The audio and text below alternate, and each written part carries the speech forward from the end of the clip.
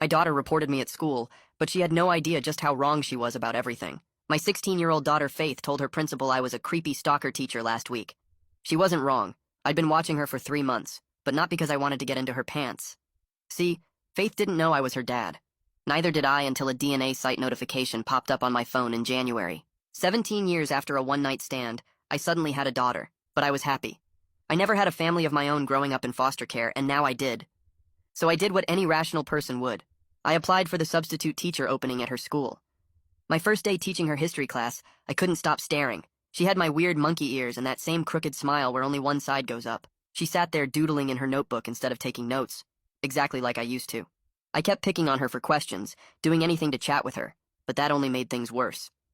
She grabbed her backpack and ran out the room instantly when the bell rang, telling her friend in the hallway, "The new sub is so weird." I agreed with her, but I couldn't help but feel so excited to learn more things about her. I just didn't expect to learn something terrible right off the bat. My daughter was getting bullied.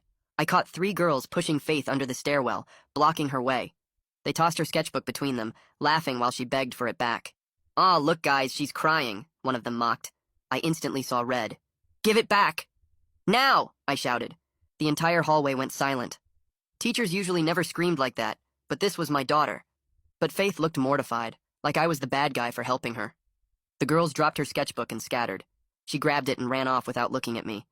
I thought at the time that what I did was protection, so the next day in class, I rearranged the entire seating chart and moved her to the front, away from the bullies. But that only fueled the flame. During lunch, the girls approached Faith, giggling, "Oh my God, Faith, are you dating the substitute teacher? That's such a new low, even for you." Her face turned red. She ran out the cafeteria and started eating lunch in the bathroom, trying to avoid both her bullies and me. I didn't even realize how deep of a misunderstanding we had until the counselor pulled me aside and warned, "You know your student Faith? She's opened up about how uncomfortable you've made her. She says you watch her constantly. Follow her in the hallways in between classes. Please maintain appropriate boundaries or we'll have to let you go." I agreed and tried to keep my distance the rest of the week. But that Friday, I couldn't help it. The whole school gathered in the gymnasium for the school art show. I was excited watching Faith walk up to the microphone with a sculpture she'd been working on for months. This piece is called Inheritance, and it's about the things we get from the parent I wish I'd met. My chest tightened. She pulled the sheet off her sculpture and people gasped. It was beautiful.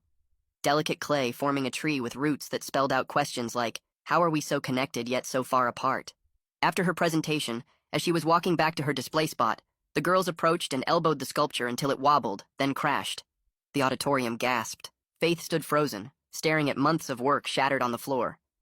The girl who'd done it covered her mouth in fake shock and yelled, "Oh my God, I'm so sorry. It was an accident." My daughter stood there trembling,